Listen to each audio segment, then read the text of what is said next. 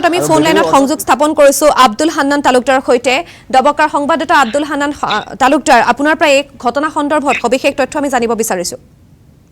হয় ৰাণীমা, বহুত এক মৰ্মান্তিক ঘটনা বুলি ক'ব লাগিব যে যিগৰাকী মহিলা নিহত হৈছে বা হত্যাৰ বলি হৈছে, এই মহিলাগৰাকীৰ নাম হৈছে ইয়াছমিনা বেগম।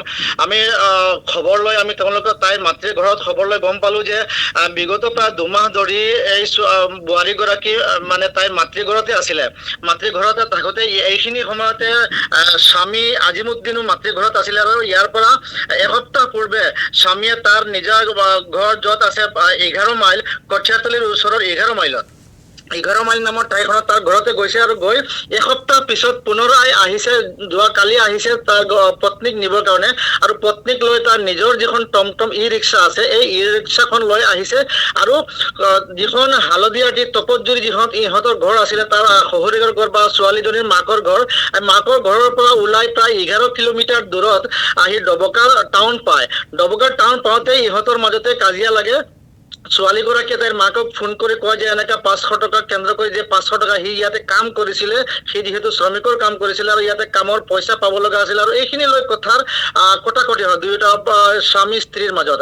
তাৰপিছতে তাৰ মাকে ছোৱালীজনীক বুজাই কৈ দিয়ে যে তুমি যিহেতু ঘৰৰ পৰা ওলাই গৈছা, গতিকে চিধা গুচি যোৱা আৰু মই মানে জয়াকক ফোন কৰি কৈ আছো, বুজাই দি আছো। এনেকৈ কৰি ইহঁতে ডবকাৰ পৰা আকৌ ইহঁতৰ ঘৰলৈ নগাঁও ৰোডতে যিহেতু কঠীয়াতলিখন আছে আৰু তাতে ইহঁতে 11 মাইলৰ ঘৰত লৈ গুচি যায়। ঘৰ গৈ নাপাওঁতে যেতিয়া ইহঁত সৰুপতা নামৰ এখন ঠাইত গৈছে, সেই ঠাইতে যোৱাৰ পিছতে মানে তাইৰ ঘৈণীয়েকক যিগৰাকী মহিলাৰ 7 মাহৰ অন্তঃসত্ত্বা আছিলে, মহিলাগৰাকীক লঠিয়াই সি গাড়ীৰ পৰা পেলাই দিয়ে। আৰু পেলাই তাতে যিখিনি প্ৰত্যক্ষদৰ্শী আছে এইখিনি কোৱা মতে যে তাক মৰিয়াই তাতে হত্যা কৰা হৈছে। কিন্তু মহিলাগৰাকী মানুহবোৰে দেখা পাই লগে লগে যেতিয়া খেদি আহে বা মানে তাক হেৰি কৰে, তেতিয়া ঘেৰি ধৰে। সেই সময়ত সি এক্সিডেণ্ট হোৱা বুলি মানুহৰ ওচৰত চিঞৰ বাখৰ কৰে। লগে লগে মানুহখিনি আগতে মহিলাগৰাকীক নগাঁও এজে হস্পিটেলত লৈ যায়। যিহেতুকে সেইখিনি সময়ত আগতে মহিলাগৰাকীৰ চিকিৎসাটো বেছি প্ৰয়োজন আছিলে, গতিকে প্ৰত্যক্ষদৰ্শী কৈ আছে যে আমি কোন দোষী বা হত্যা নে দুৰ্ঘটনা সেইটো আমি বিচাৰ কৰা নাই। সেই সময়ত লগে লগে মহিলাগৰাকীক আমি পঠিয়াই দিলো হস্পিটেলত।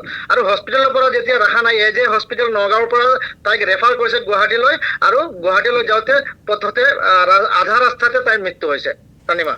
ধন্যবাদ জনাইছো আব্দুল হান্নান, আপুনি সবিশেষ কথাখিনি জনোৱাৰ বাবে।